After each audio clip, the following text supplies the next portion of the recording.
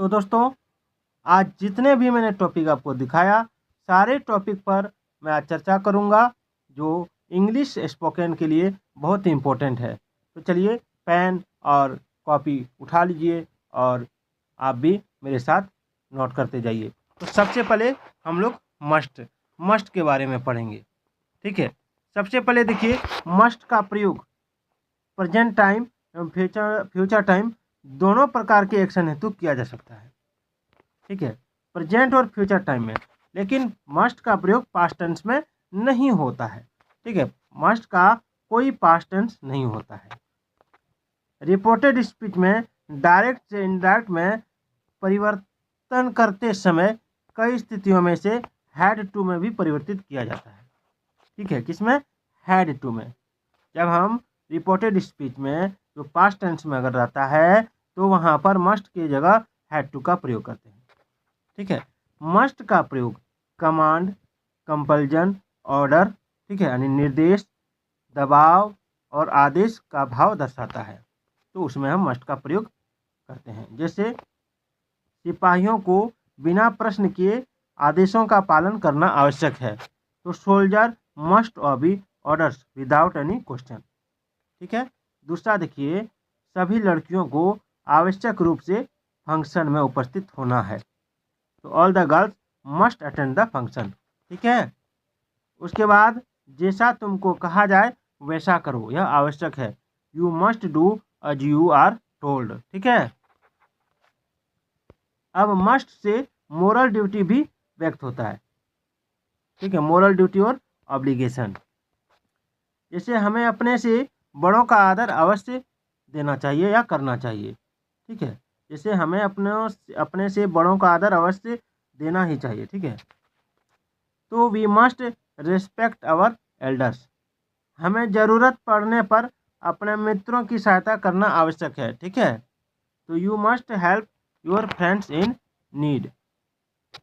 चलिए, must say necessity, urgency, उसके बाद आपका सरकमस्टेंशियल कंपल्जन यानी ज़रूरत, आवश्यकता, परिस्थिति, दबाव भी व्यक्त होता है। ठीक है, कैसे? जैसे I must leave now otherwise I may miss the train, मुझे अब अवश्य चल देना चाहिए अन्यथा मेरी गाड़ी निकल सकती है। ठीक है, उसके बाद देखते हैं, उसके बाद है बिजली रात को 8 बजे चली जाएगी, अतः मुझे अपना कार्य 8 बजे से पूर्व यानी पहले अवश्य पूर्ण कर लेना चाहिए। तो सबसे पहले बनाएंगे बिजली रात को 8 बजे चली जाएगी, तो the electricity will be cut off at 8 PM। So उसके बाद मुझे अपना कार्य 8 बजे से पूर्व अवश्य पूर्ण कर लेना चाहिए, तो so I must complete my work before 8। ठीक है, अब है मस्ट नॉट का प्रयोग प्रोहिबिशन, इम्फेटिक एडवाइस यानी निषेध एवं दबाव मुक्त सलाह हेतु भी प्रयोग किया जाता है। जैसे students must not resort to copying, ये प्रोहिबिशन हो रहा है। क्या हो रहा है? प्रोहिबिशन, मना कर रहे हैं। You must not miss the classes. ठीक है, ये इम्पेटिक एडवाइस है। ये क्या है? इम्पेटिक एडवाइस। अब है मस्ट से स्ट्रॉन्ग प्रोबेबिलिटी भी व्यक्त किया जाता है, जैसे she must be 80 now, she must be 80 now. They have not arrived so far, they must have taken a wrong turning. चलिए, मस्ट का परफेक्ट टेंस में प्रयोग भूतकाल में किसी कार्य के होने की प्रबल संभावना को व्यक्त करता है, जैसे he must have pass the test in first attempt, यानी उसने पहले अवसर में ही टेस्ट अवश्य पास कर लिया होगा। चलिए, वे अवश्य समय पर पहुंच गए होंगे, तो they must have reached there in time. अब है नीड का प्रयोग ऑर्डिनरी वर्ब एवं मॉडल एक्जिलरी दोनों की तरह किया जा सकता है, इसलिए इसे सेमी मॉडल या मार्जिनल मॉडल भी कहा जाता है। मॉडल के रूप में नीड का प्रयोग सामान्यतः इंट्रोगेटिव एवं नेगेटिव वाक्यों में किया जाता है, जैसे he need not talk to her, he need not talk to her, उससे बात करने की जरूरत नहीं है। Need he talk to her, क्या उससे बात करने की जरूरत है? You needn't wear a tie, आपको टाई पहनने की जरूरत नहीं है। चलिए नेक्स्ट देखते हैं। नेक्स्ट है प्रेजेंट टेंस में नीडंट का प्रयोग ऐसे कार्य को व्यक्त करता है जो वास्तव में नहीं किया जाना ही उचित था, और नीडंट का अर्थ होता है आवश्यक नहीं होना या जरूरत नहीं होना। ठीक है, जैसे he needn't have written such a detail इसे, उसे इतना विस्तृत निबंध लिखने की जरूरत नहीं थी। ठीक है, you needn't have bought such A costly gift, तुम्हें इतनी महंगी गिफ्ट लाने की जरूरत नहीं थी। तो उन्हें 8 बजे घर से जाने की जरूरत नहीं थी, ट्रेन 10 बजे तक नहीं आती है। तो they needn't have left home at the train at 8, the train doesn't arrive till 10। अब प्रिंसिपल वर्ब की तरह नीड का प्रयोग निम्न प्रकार से होता है, जैसे ही नीड्स माई असिस्टेंस, उसे मेरे असिस्टेंस की सहायक की जरूरत है। ही नीड माई हेल्प, उसे मेरे मदद की जरूरत है। I do not need your advice in the matter, यानी इस बात में मुझे आपकी सलाह की जरूरत नहीं है। Does he need my help, क्या उसे मेरी मदद की जरूरत है। ठीक है, जब नीड का प्रयोग प्रिंसिपल वर्ब की तरह होता है तो सामान्यतः इसका प्रयोग अफर्मेटिव सेंटेंस में जरूरत या आवश्यकता के संदर्भ में होता है। नीड का प्रिंसिपल वर्ब की तरह प्रयोग जब नेगेटिव में या इंट्रोगेटिव में किया जाता है तो डू डज डिड का प्रयोग ऑर्डिनरी वर्ब की तरह करते हैं। चलिए नेक्स्ट है यूज्ड टू। इसका उच्चारण यूज्ड टू होता है, यूज्ड टू। ठीक है, यह भी एक मार्जिनल और सेमी मॉडल है। यूज्ड टू का negative form used not to होता है, और यूज्ड टू के नेगेटिव हेतु डिडंट यूज टू का भी प्रयोग किया जाता है। जैसे इसी तरह यूज टू को इंट्रोगेटिव में प्रयोग करते समय यूज को did plus subject plus use two plus verb की तरह भी प्रयोग किया जा सकता है। चलिए कैसे, सो देखिए। यूज टू का प्रयोग यह व्यक्त करता है कि भूतकाल में कोई कार्य आदतन किया जाता था लेकिन अब नहीं किया जाता है। कैसे, तो देखिए, उसे रोजाना पीने की आदत थी, अब नहीं पीता है। ही यूज टू ड्रिंक डेली, मैं रोजाना 1 पैकेट सिगरेट पीता था, अब नहीं पीता हूँ। I use to smoke 1 packet of cigarettes daily, उसे घूमने जाने की आदत थी। He use to go for a walk, अब नहीं जाता है। अब यूज टू का वर्तमान में अभ्यस्त के संदर्भ में प्रयोग निम्न प्रकार से किया जाता है। जैसे मैं सुबह चाय पीने का अभ्यस्त हूँ। I am use to make tea in the take tea in the morning, वह सुबह चाय के साथ अखबार पढ़ने का आदी है। He is use to read the newspaper with morning tea. अब यूज टू का नेगेटिव एवं इंट्रोगेटिव में प्रयोग निम्न प्रकार किया जा सकता है। जैसे I use not to smoke daily, अगर हम यहाँ यूज, ठीक है, इसको थोड़ा मैं बड़ा कर देता हूँ।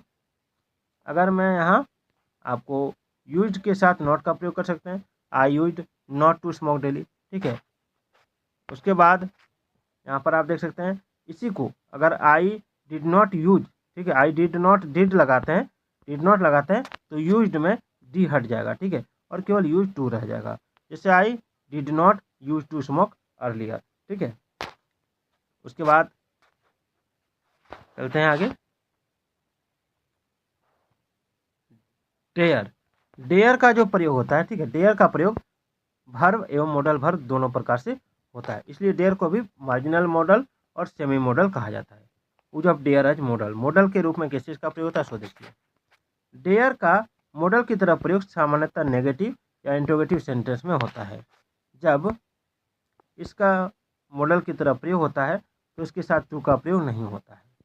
डेयर का अर्थ होता है दुस्साहस करना, साहस करना, चुनौती देना। जैसे he dare not say like this, वह ऐसा कहने का साहस नहीं कर सकता।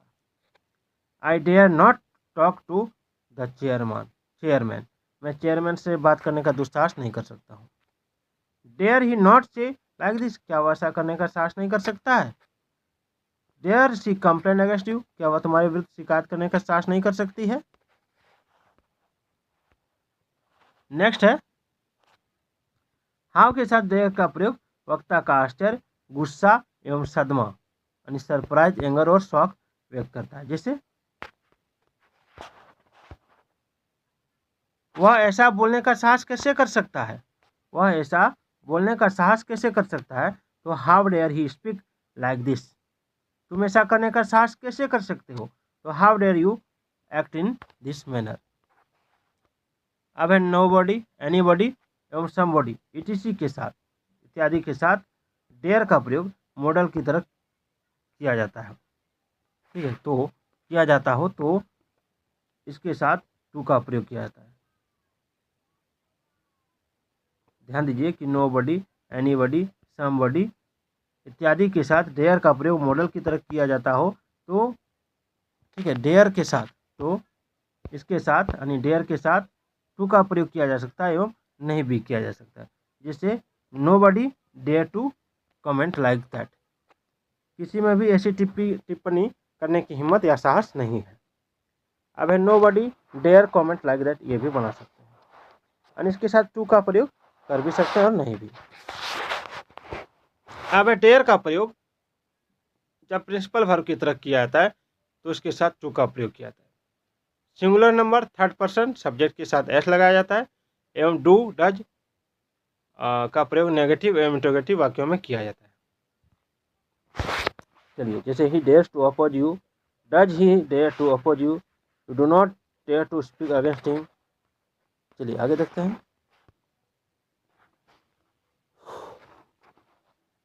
चलिए आगे है ought to. Ought to, ought के साथ हमेशा टू लगता है, आउट के साथ हमेशा क्या लगता है, टू। आउट टू एवं शुड का प्रयोग एवं अर्थ लगभग समान है। जैसे आउट टू का प्रयोग एडवाइस, मोरल ऑब्लिगेशन यानी नैतिक दायित्व, ड्यूटी यानी कर्तव्य को व्यक्त करता है। जैसे you ought to consult a physician, advice दे रहा है आपको फिजिशियन से सलाह यानी संपर्क करना चाहिए। We ought to respect our parents, हमें अपने माता पिता का आदर करना चाहिए।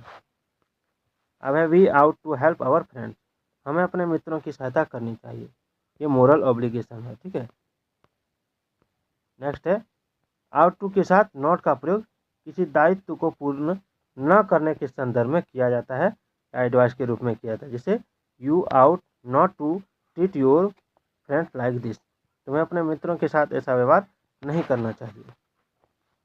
Children ought not to watch TV so long, बच्चों को इतनी देर तक टीवी नहीं देखनी चाहिए या देखना चाहिए।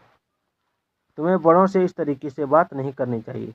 You ought not to talk to the elders in this manner, यानी नॉट अगर लगा रहे हैं, ठीक है, नॉट लगा रहे हैं तो आउट के बाद नॉट लगेगा तब टू लगेगा। ठीक है,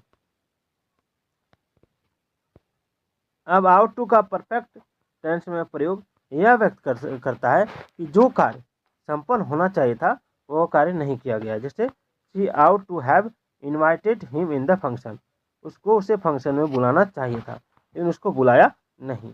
उन्हें समय पर आना चाहिए था, they ought to have come in time. ठीक है, अब है तुम्हें ट्रैफिक लाइन पर रुकना चाहिए था, you ought to have stop at the traffic line. चलिए, सामान्यतः आउट टू एवं शुड को समान अर्थ एवं समान प्रयोग के संदर्भ में एक जैसा माना जाता है। ठीक है, लेकिन फॉर्मल नोटिस या अन्य कोई सूचना के लिए शुड का प्रयोग किया जाता है, आउट टू का नहीं। जैसे student should be prepare to donate the blood. Important बात कि इस तरह से आपने देखा कि मॉडल एक्सिलरी जो अर्थ में समान दिखते हैं उनके प्रयोग करने में भी वाक्य का भाव अर्थ आशय बदल जाता है।